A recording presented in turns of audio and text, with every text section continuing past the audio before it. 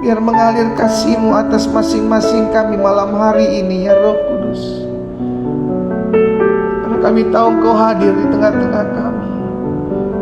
Engkau menjamah setiap kami. Thank you Lord. Di malam ibadah online ini Tuhan, breakthrough dan fasting prayer, kami umat-Mu merendahkan diri di hadapan Tuhan, mencari wajah Tuhan. Karena kami tahu kami perlu Tuhan. Dari Tuhan datang pertolongan kami, dari Tuhan datang pembelaan kami, dari Tuhan kami melihat mujizat dalam kehidupan kami terjadi. Karena itu kami mau buka hati kami malam hari ini untuk mendengarkan sebagian daripada firman-Mu. Roh Kudus, urapi kami sehingga setiap kami mengerti akan apa yang menjadi isi hati Tuhan bagi kami. Dimanapun kami umat-Mu berada, kami minta pewahyuan daripada-Mu.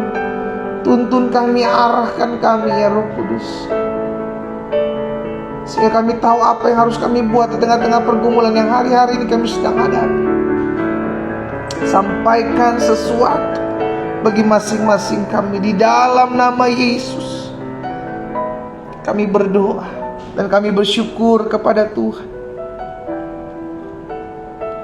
yang membukakan dan yang menyingkapkan rahasia kerajaan surga bagi kami. Di dalam nama Tuhan Yesus kami berdoa. Sama-sama kita katakan amin. Saudara dikasih dalam Tuhan, salah satu hal yang perlu kita ketahui dalam kita mengiring Tuhan, kalau ada pergumulan, kalau ada masalah, menyembah. Sama-sama bilang sama saya, kalau ada masalah, kalau ada pergumulan, menyembah Tuhan. Jangan biarkan hatimu langsung bertanya-tanya, Tuhan di mana keadilan-Mu, Tuhan di mana pembelaan-Mu, Tuhan di mana pertolongan-Mu. Langsung ambil alih hatimu dan menyembah Tuhan. Karena ketika kita mulai menyembah Tuhan, disitulah Tuhan akan menyingkapkan kenapa hal ini terjadi, kenapa hal ini terjadi. Kita dapatkan kekuatan tatkala kita menyembah Tuhan. Karena itu pastikan apapun yang terjadi dalam hidup kita hari-hari, diam di hadirat Tuhan, menyembah Tuhan. Tutup matamu, masuk kamarmu, memuji dan menyembah Tuhan. Kau akan dapatkan kekuatan yang sebelumnya kau belum pernah dapati. Puji Tuhan. Saudara dikasih dalam Tuhan, malam hari ini, sebelum kita akan berdoa bersama-sama buat setiap apa yang menjadi pokok doa kita, ada satu kebenaran firman Tuhan yang saya mau sampaikan buat setiap kita tentang ada kalanya Tuhan membawa kita masuk dalam satu keadaan, satu peristiwa yang seringkali membuat kita tidak nyaman. Dan Tuhan izinkan hal itu terjadi. Inilah yang Alkitab katakan di dalam Yeremia pasal yang ke-27 ayat 5 sampai dengan ayat 8. Yeremia pasal 27 ayat 5 sampai dengan ayat 8. Firman Tuhan katakan seperti ini, akulah yang menjadikan bumi, manusia, dan hewan yang ada di atas muka bumi dengan kekuatanku yang besar dan dengan lenganku yang terentang, dan aku memberikannya kepada orang yang benar di mataku. Lihat saudara, kita hidup takut akan Tuhan, kita hidup dibenarkan oleh Tuhan, maka Tuhanlah yang menjamin hari-hari kehidupan kita. Makanya firman Tuhan bilang, aku yang menjadikan bumi, aku yang menjadikan manusia, aku yang menjadikan hewan, aku yang menjadikan segala sesuatu itu ada di atas muka bumi dengan kekuatanku yang besar dan dengan lenganku yang terentang, dan aku memberikannya kepada orang yang benar di mataku. Jadi kalau kita tahu kita hidup sudah dibenarkan, kapan kita dibenarkan? Ketika kita terima Yesus sebagai Tuhan dan Juru Selamat, kita menjadi orang-orang yang sudah ditebus. Kita menjadi orang-orang yang sudah dibenarkan. Pada saat itu kita tahu hidup kita milik Tuhan. Pada saat itu kita mengerti, apapun yang terjadi, aku tahu aku punya Tuhan yang kuat, yang menciptakan bumi, menciptakan manusia, menciptakan hewan, dan menaruhnya itu semua di atas muka bumi. Dengan kekuatanku yang besar dan dengan lenganku yang terentang. Dan aku memberikannya kepada orang yang benar di mataku. Jadi kita bersyukur kalau kita jadi orang-orang yang benar. Bukan karena amal ibadah kita dibenarkan, bukan karena perbuatan baik kita dibenarkan, tapi oleh karena darah Yesus. Kita menjadi orang-orang yang dibenarkan di hadapan Tuhan. Dan ayat 6, dan sekarang aku menyerahkan segala negeri ini ke dalam tangan hambaku. Siapa? Nebukadnezar, saudaraku. Yakni Nebukadnezar, Raja Babel, juga binatang di padang telah kuserahkan supaya tunduk kepada siapa? Nebukadnezar, orang tidak mengenal Allah. Tapi Tuhan sebut dia apa? Dia hambaku. Berarti orang jahat sekalipun bisa dipakai Tuhan. Halo. Saudara dikasih dalam Tuhan, ini hebatnya, ini dahsyatnya. Ayat 5 tadi Tuhan bilang, aku yang menciptakan manusia, aku yang menciptakan hewan, aku yang menciptakan segala sesuatu yang ada di muka bumi ini. Aku memberikannya kepada orang benar. Bahkan termasuk orang jahat, terkadang Tuhan pakai untuk mendidik, untuk mendewasakan, untuk mengarahkan, untuk mengingatkan anak-anak Tuhan bahwa kita perlu Tuhan. Jadi jangan stres kalau di sekeliling kita ada orang-orang yang nyebelin. Kalau di sekeliling kita ada orang-orang yang nyakitin hati kita, jangan stres. Tuhan bisa pakai mereka. Alkitab menyebutkan bahwa hambaku Nebukadnezar, Raja Babel, kuserahkan supaya tunduk kepadanya. Semua, ayat 7, segala bangsa akan takluk kepadanya. Kepada siapa? Kepada Nebukadnezar, sampai kepadanya dan kepada anaknya dan kepada cucunya, sampai saatnya juga tiba bagi negerinya sendiri. Maka banyak bangsa dan raja-raja yang besar akan menaklukkannya. Tetapi bangsa, perhatikan ayat 8, tetapi bangsa dan kerajaan yang tidak mau takluk kepada Nebukadnezar, Raja Babel itu, dan yang tidak mau menyerahkan tengkuknya ke bawah kuk Raja Babel, maka bangsa itu akan kuhukum dengan pedang. Lihat saudara, ada satu rencana Tuhan yang tidak dimengerti oleh manusia. Bahkan mungkin pada saat itu oleh orang-orang Israel, oleh umat pilihan Tuhan. Mereka disuruh menaklukkan diri mereka, menundukkan diri mereka kepada orang yang tidak mengenal Allah. Yang Allah sebut dia sebagai apa? Hambaku.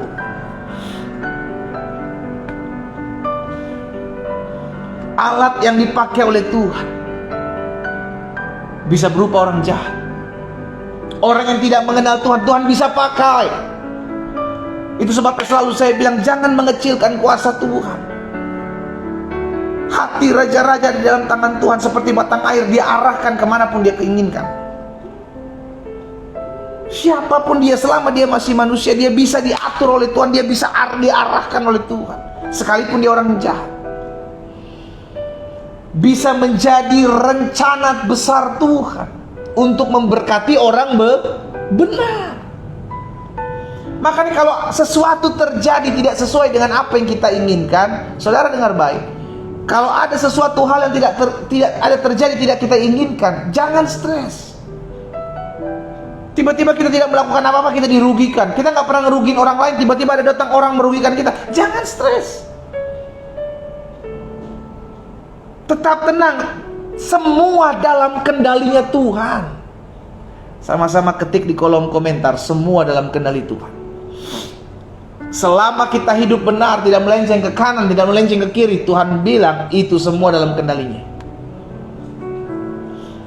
Semua dalam kendali Tuhan, semua dalam campur tangan Tuhan. Jangan panik, jangan tertekan, jangan depresi, jangan stres ketika sesuatu terjadi tidak sesuai dengan apa yang kita inginkan. Santai aja.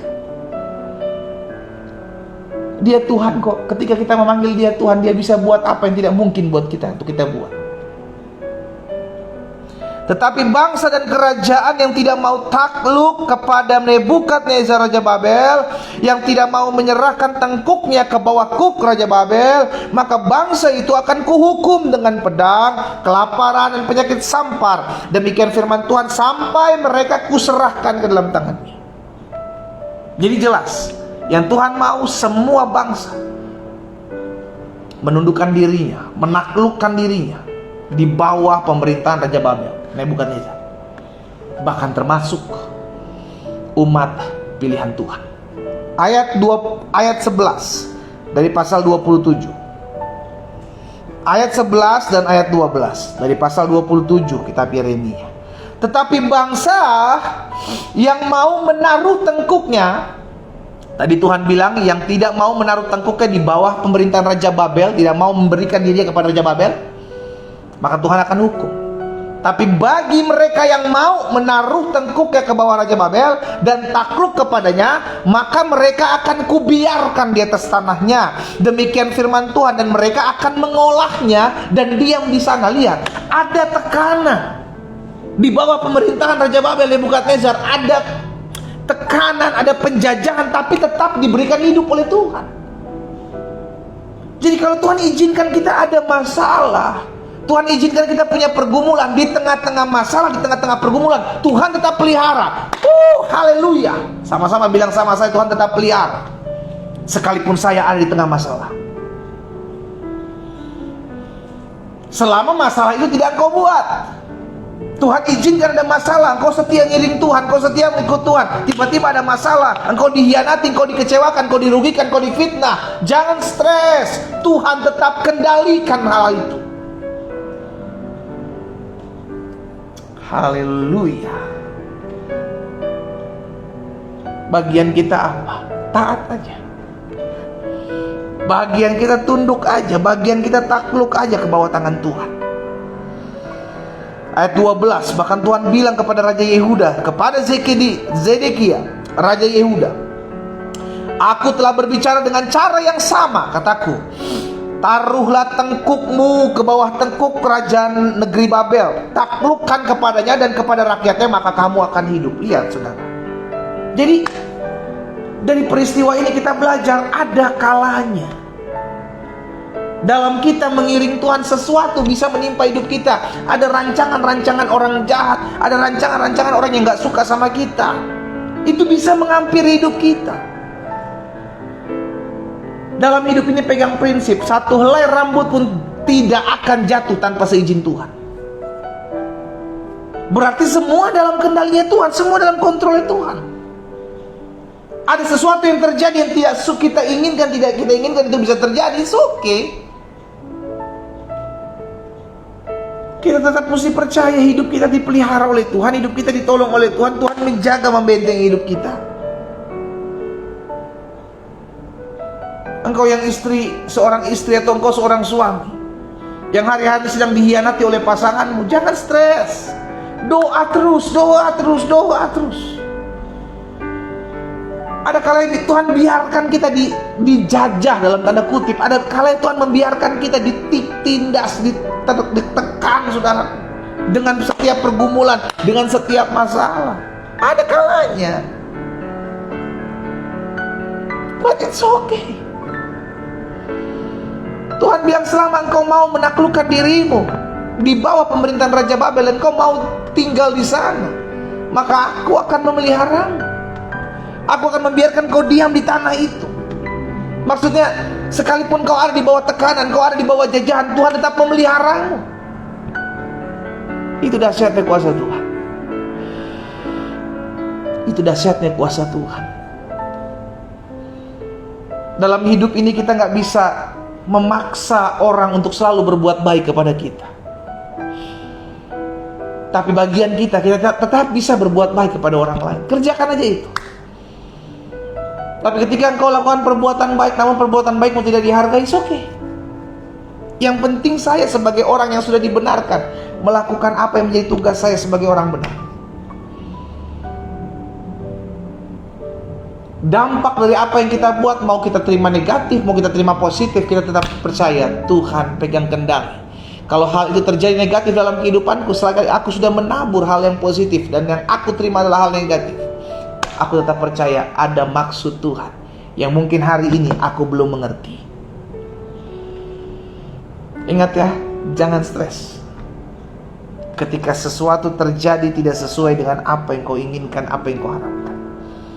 Saya pelajari secara singkat, kenapa Tuhan inginkan, kenapa Tuhan izinkan ada orang-orang jahat, ada orang-orang yang tidak takut akan Tuhan, atau Tuhan izinkan keadaan yang tidak baik itu menimpa kehidupan kita orang benar. Yang mesti kita pegang di ayat yang kelima tadi, awal yang saya baca dalam Yeremia pasal yang ke-27 ayat yang kelima. Coba saudara lihat, akulah, ini firman Tuhan, yang menjadikan bumi, manusia dan hewan yang ada di atas muka bumi dengan kekuatanku yang besar dan dengan lenganku yang terentang. Itu dulu yang mesti kita pegang. Berarti Tuhan dalam kedaulatannya, Tuhan dalam kuasanya memegang kendali atas apa yang diciptakan di muka bumi. Tapi di sisi lain Tuhan juga bilang apa? Aku memberikannya kepada orang yang benar di mataku. Ada perbedaan di sini. Kalau kita menjadi orang-orang yang benar, orang-orang yang sudah dibenarkan dengan apa yang menjadi kematian Kristus dalam hidup kita, kita mesti mengerti, aku tahu Tuhan yang menciptakan langit dan bumi, dan aku percaya apapun yang Tuhan izinkan dalam kehidupanku, itu justru mendatangkan kebaikan atas hidupku. Firman Tuhan katakan, aku akan memberikan kepada orang benar yang di hadapanku.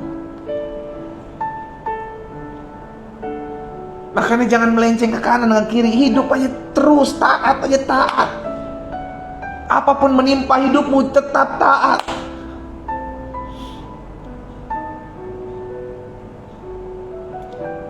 Karena ada kalanya Tuhan mengizinkan hal-hal buruk menimpa hidup kita, but it's okay. Sama seperti apa yang Ayub katakan, masakan kita hanya mau menerima yang baik saja dari Allah, tetapi kita tidak mau menerima yang buruk. Berarti ada kalanya sesuatu yang buruk menurut manusia, itu Tuhan izinkan untuk mendatangkan kebaikan buat kita. Menurut ukuran manusia, apa yang Ayub alami itu buruk menurut pemandangan manusia, tapi tidak menurut Tuhan. Yang Tuhan lihat itu semua mendatangkan berkat 2 kali lipat buat kehidupan Ayub. Iya kan? Kalau bicara berkatnya 2 kali lipat, wow, kita haleluya, puji Tuhan. Tapi penderitaannya sebelumnya, mau nggak? Nggak mau, Pak. Saya cuma mau berkatnya aja 2 kali lipat. Nggak bisa. Terkadang ada hal-hal yang sulit untuk kita terima, tapi dibalik semuanya itu, selama kita mengerti, masakan kita hanya mau menerima yang baik saja dari Allah, tetapi tidak mau menerima yang buruk. Jadi saya pelajari, saudara yang dikasih dalam Tuhan, ada kalanya Tuhan izinkan orang jahat, ada kalanya keadaan yang tidak baik itu menimpa kehidupan kita. Kenapa? Yang pertama, jelas itu kedaulatan Tuhan. Dalam hidup ini kita nggak bisa atur Tuhan, kita yang harus diatur oleh Tuhan. Itu dulu. Jangan dibalik. Ya, kita yang harus hidup diatur oleh Tuhan, bukan kita yang ngatur-ngatur Tuhan. Tuhan, saya pengen begini, Tuhan, saya pengen begitu. Nggak bisa. Sama-sama bilang sama saya hamba. Sama-sama bilang sama saya hamba. Kita bukan tuan, kita hamba. Kalau hamba, berarti hanya siap menerima apa yang Tuhan yang bilang baik. Apa yang Tuhan yang ingin dia lakukan, kita cuma bilang, apapun yang kau pandang baik dalam hidupku jadi. Sama seperti apa yang dikatakan Maria, jadilah padaku apa yang menurut kau baik, sebab aku ini hamba Tuhan. Jelas itu yang mesti kita terima. Yang pertama, itu kedaulatan Tuhan. Kenapa ada hal-hal buruk menimpa hidup kita? Ada hal-hal yang menyakiti kita dalam kita mengiring Tuhan, dalam kesetiaan kita melayani Tuhan. Tapi ada hal-hal yang tidak ingin kita terima, itu kita terima. Yang pertama, kedaulatan Tuhan. Jelas, mutlak. Akulah, kata Tuhan. Di ayat yang kelima tadi kita baca, akulah yang berkuasa.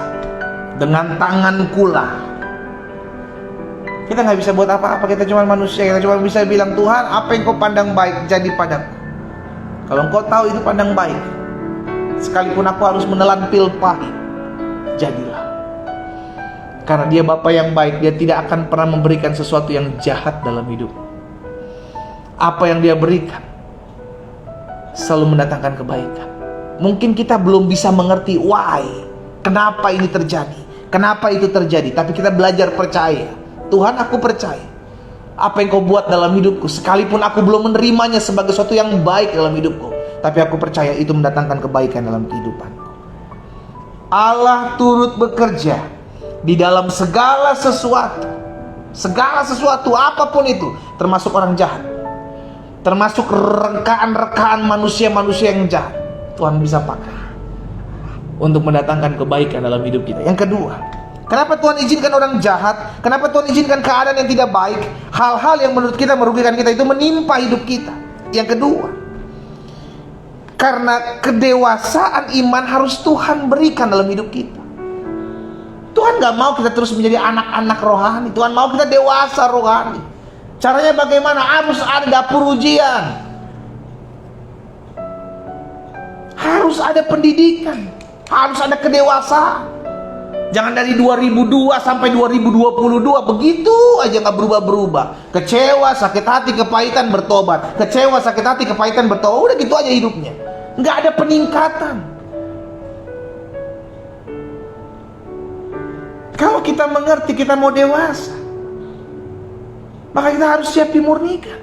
Kalau kita mengerti, kita mau siap dewasa, maka kita harus mengalami proses. Dan proses itu tidak gampang. Proses itu kadang menyakitkan. Proses itu kadang membuat kita menangis. Tugas kita satu, agar kita tidak melenceng ke kanan ke kiri. Tugas kita percaya. Tuhan, aku percaya setiap proses yang aku hadapi hari-hari ini, aku tahu itu mendatangkan kedewasaan dalam kehidupanku.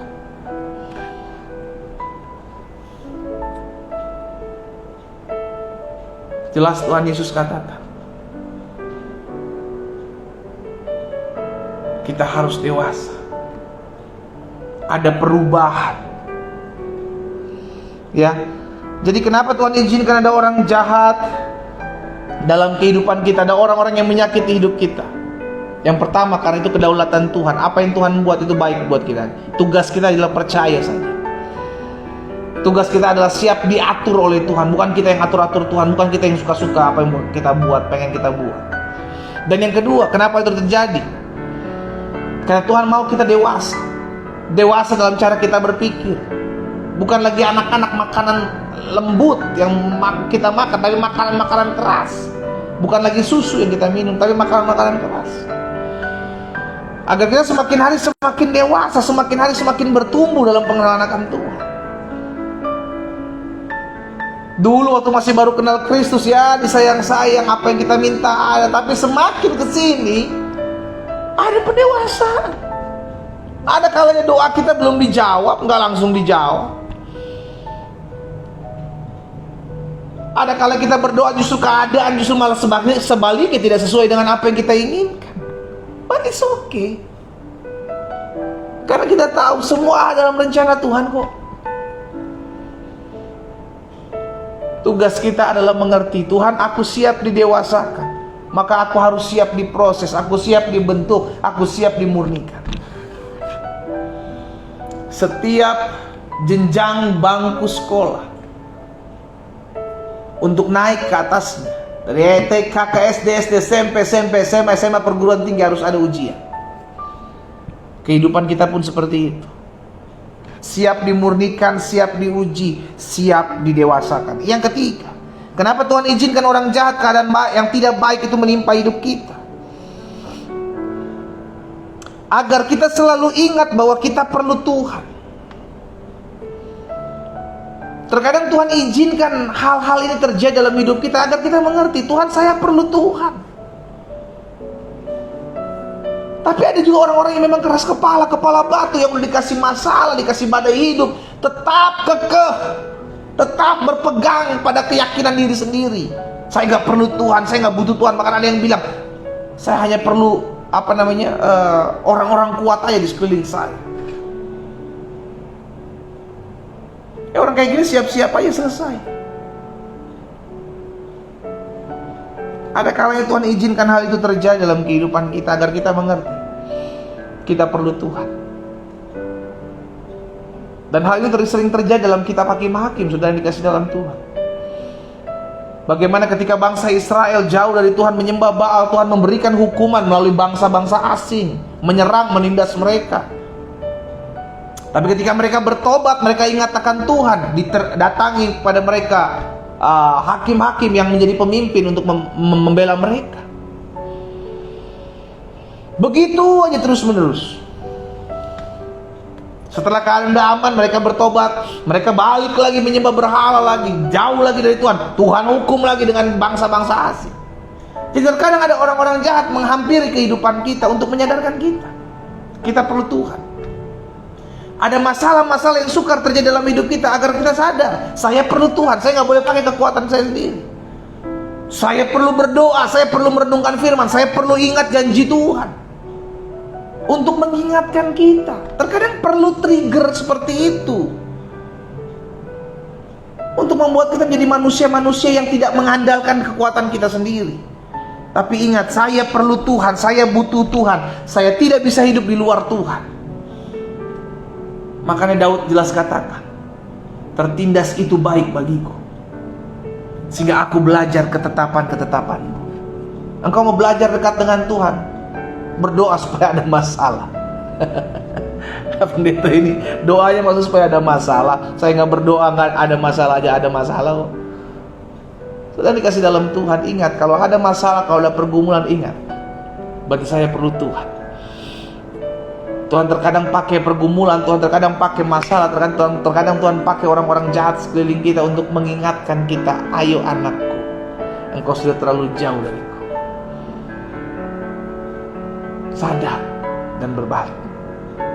Yang keempat, yang terakhir, kenapa Tuhan izinkan orang jahat atau keadaan yang tidak baik menimpa hidup kita, atau hal-hal yang menurut kita merugikan itu menimpa kehidupan kita? Yang keempat, yang terakhir, agar kita selalu belajar hidup mengucap syukur untuk dalam setiap keadaan.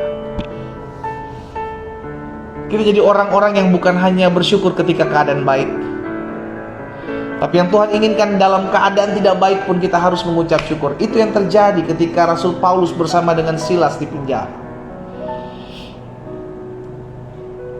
Dalam keadaan seperti itu, mereka tidak tahu berseru kepada Tuhan, tapi tetap masuk penjara.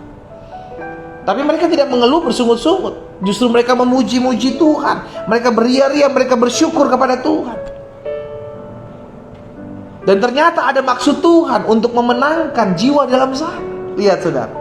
Jadi ada hal-hal yang terjadi dalam kehidupan kita yang ternyata Tuhan sedang atur. Tuhan sedang buat. Kalau kita belajar mengucap syukur, maka kita akan melihat terang itu ada dalam setiap kegelapan. Dan ketika kita tetap bersyukur, maka kita akan melihat sesungguhnya keadaan yang saat ini membuat saya sulit, ternyata sedang Tuhan pakai untuk saya melihat kemuliaan Tuhan. Wow. Ini yang mesti kita pegang. Pastikan dalam keadaan apapun, susah senang, suka duka, belajar tentang Tuhan.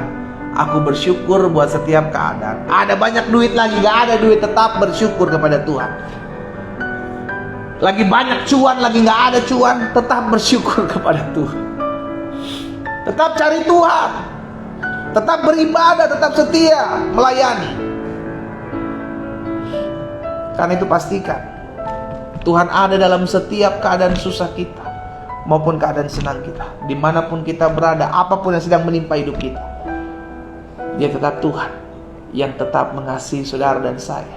Dan janjinya tidak digenapi. Dia pasti akan menggenapi. Dan janjinya berkata, aku menyertai kamu sampai kepada kesudahan zaman. Apapun yang hari-hari ini kita hadapi, ingatlah, Allah turut bekerja dalam segala sesuatu untuk mendatangkan kebaikan. Dalam kita mengiring Tuhan bukan berarti semua berjalan dengan baik. Ada kalanya hal-hal yang buruk juga bisa menimpa hidup kita. Tapi ingat, kita punya Tuhan yang sanggup mengubah segala sesuatu untuk mendatangkan kebaikan bagi orang yang benar di matanya. Kita berdoa, kita datang kepada Tuhan. Bapa, kami bersyukur buat kasih setia Tuhan. Kami bersyukur buat anugerah Tuhan. Kami berterima kasih buat pemeliharaan Tuhan yang ajaib atas kami. Kalau hari-hari ini ada umat Tuhan yang sedang mengalami goncangan, hari-hari ini mereka sedang mengalami satu keadaan di mana mereka tidak terima dengan keadaan ini, hamba berdoa di dalam nama Yesus, biar mereka diubahkan dari cara pandang mereka melihat situasi, melihat keadaan yang mereka hadapi. Biarlah mereka melihat semuanya itu untuk mendatangkan kebaikan. Mungkin mereka belum mengerti saat ini. Itu sebabnya hamba berdoa biar Roh Kudus beri kedamaian, ketentraman, ketenangan, sehingga mereka bisa bersyukur di tengah-tengah badai, di tengah-tengah masalah yang mungkin hari-hari sedang menggoncang iman mereka. Jika itu yang menjadi doamu, taruh tangan kananmu di dada. Bapa, hamba berdoa menyerahkan setiap umat Tuhan. Kami rindu didewasakan, kami rindu didewasakan, kami rindu dimurnikan. Dengan demikian kami perlu untuk diperhadapkan dengan setiap keadaan-keadaan yang membuat kami tetap terus percaya bahwa Tuhan tidak pernah pergi meninggalkan kami. Kalau hal itu sedang menimpa kami, umat-Mu, mereka yang hari ini, malam hari ini secara khusus mengikuti Breakthrough and Fasting Prayer malam hari ini, dan mereka sedang ada dalam keadaan situasi yang sulit, tapi mereka tetap mau setia mengiring Tuhan. Mereka tetap mau memandang Tuhan. Mereka tetap mau mengarahkan hati mereka kepada Tuhan. Jika itu adalah dirimu, taruh tangan kananmu di dada. Bapa, hamba berdoa di dalam nama Yesus. Mereka yang menaruh tangan kanan mereka di dada, hamba berdoa di dalam nama Yesus. Tuhan tolong. Sehingga kalau mereka sedang menghadapi hal-hal yang tidak baik, biarlah mereka selalu melihat dari sudut pandang Tuhan melihat. Mungkin hari ini kami belum mengerti kenapa Tuhan izinkan hal ini terjadi. Mungkin hari ini kami belum memahami kenapa Tuhan izinkan hal ini terjadi. Tapi kami mau belajar percaya Engkau Tuhan memegang kendali atas kehidupan kami. Dan apa yang Kau izinkan itu sungguh mendatangkan kebaikan dalam kehidupan kami, orang-orang yang benar di hadapan Tuhan. Di dalam nama Yesus, Hamba menyerahkan satu persatu umat, mereka yang secara khusus menaruh tangan kanan mereka di dada. Tuhan jamah, Tuhan pulihkan, sehingga mereka bertumbuh dalam iman, pengenalan akan Tuhan. Di dalam nama Yesus. Terima kasih Bapa. Materaikan firman-Mu dalam hati masing-masing kami, sehingga langkah hidup kami semakin hari semakin mempermuliakan nama Tuhan. Bapa, saat yang indah ini juga kami akan mengangkat setiap formulir doa kami. Secara khusus di hari Jumat ini kami mengadakan ibadah puasa, dan kami rindu berdoa bersama-sama mengangkat setiap apa yang menjadi pokok-pokok doa kami, yang kami tahu dan kami percaya Tuhan dengar doa kami, Tuhan melihat setiap pergumulan kami. Itu sebabnya kami mengangkat pokok-pokok doa kami yang sudah kami tulis dalam selembar kertas di altar kudus Tuhan. Mari umat Tuhan di rumahmu masing-masing, angkat formulir doa yang sudah Kau tuliskan pokok-pokok doa di dalamnya, dan imani di dalam nama Yesus. Kami mengangkat formulir doa ini Allah di altar kudus Tuhan. Kami berdoa dalam nama Yesus. Kami memohonkan belas kasihan, kami meminta kepadamu, karena kami percaya tergenapi firman-Mu. Apapun juga yang kami doakan dan kami minta, percayalah bahwa kamu telah menerimanya, maka hal itu akan diberikan kepadamu. Kami doa, hamba berdoa di dalam nama Yesus, setiap formulir-formulir yang terangkat di altar kudus Tuhan, yang dipegang oleh umat Tuhan di rumah mereka masing-masing, dan kami doa di dalam nama Yesus, tergenapi janji Tuhan, firman terjadi atas mereka di dalam nama Tuhan Yesus. Terima kasih Bapa. Turunkan setiap formulir doa kita. Kita sudah berdoa kepada Tuhan Yesus. Janji firman-Nya jelas. Bahkan firman jelas mengatakan, doa orang benar bila dengan yakin didoakan sangat besar kuasa. Dan kami percaya yang kami bawa ke dalam tangan Tuhan, kami doakan, kami tuliskan. Tuhanlah yang menyelidiki setiap hati kami umat. Itu sebabnya kami bersyukur malam hari ini kami boleh bersatu hati, kami boleh bersama-sama berdoa, bersekutu. Kami tahu 2-3 orang berkumpul dalam nama Tuhan, Tuhan hadir. Dan ketika Tuhan hadir, ada terobosan, ada kuasa, ada lawatan, ada pemulihan terjadi dalam nama Yesus. Terima kasih Bapa. Yang sakit Tuhan jamah dan sembuhkan. Yang berbeban berat Tuhan berikan kelegaan. Di dalam nama Yesus. Terima kasih Bapa. Pada akhirnya kami berdoa buat bangsa kami. Tuhan, kami rindu bangsa kami diberkati Tuhan. Bangsa kami dijaga, disertai Tuhan. Tak henti-hentinya kami berdoa buat bangsa kami. Bangsa kami dalam pemeliharaan Tuhan yang ajaib. Tuhan tolong sehingga bangsa kami pulih. Bangsa kami bangkit, bangsa kami hidup dalam kemuliaan Tuhan. Bahkan kami berdoa pemimpin-pemimpinnya diberkati dengan takut dan gentar akan Tuhan. Bapak Presiden, Wakil Presiden, jajaran menteri yang ada, kami berdoa di dalam nama Yesus. Panglima TNI, Kapolri dalam nama Yesus. DPR RI, DPRD tingkat 1, DPRD tingkat 2, di dalam nama Tuhan Yesus kami berdoa. Para gubernur, para bupati, para wali kota, di dalam nama Yesus, takut akan Allah ada dalam hati mereka. Beri hikmat kebijaksanaan ya Tuhan dalam mereka mengambil setiap keputusan. Bahkan kami berdoa, setiap manusia yang merancangkan yang jahat, setiap mereka yang mengambil rancangan-rancangan yang jahat, mencoba mengadu domba, memecah belah bangsa kami doa disingkapkan di dalam nama Yesus. Tidak ada sesuatu yang tidak akan disingkapkan. Tuhan yang menyingkapkan segala yang jahat. Oh, dalam nama Yesus kami lihat kuasa Allah dinyatakan. Pada akhirnya hamba berdoa menyerahkan setiap umat Tuhan yang malam hari ini bergabung dalam breakthrough and fasting prayer. Kami berdoa karena kami tahu bagi Tuhan tidak ada perkara yang mustahil. Kami berdoa karena kami tahu sampai hari ini mujizat masih terjadi. Kami berdoa karena kami tahu segala perkara dapat kami tanggung di dalam Yesus yang memberikan kekuatan kemenangan dalam hidup kami. Terima kasih Bapa. Hamba berdoa buat umat-Mu. Tuntun, pimpin, arahkan ya Allah Roh Kudus dalam jalan-jalan-Mu yang sempurna. Sehingga akhirnya hidup kami semakin hari semakin mempermuliakan nama-Mu. Kami berdoa di dalam nama Tuhan Yesus Kristus. Sama-sama kita katakan amin. Saudara dikasih dalam Tuhan, pegang firman Tuhan. Dia Allah yang berdaulat, Dia Allah yang berkuasa. Apapun bisa terjadi dalam hidup kita, tetapi semua selalu mendatangkan kebaikan. Jadilah orang-orang yang tetap terus hidup dalam kebenaran. Kalau di mata Tuhan kau dilihat benar, maka Tuhan menyediakan yang terbaik buat hidupmu. Tuhan Yesus memberkati setiap kita. Selamat malam, selamat beristirahat. Shalom.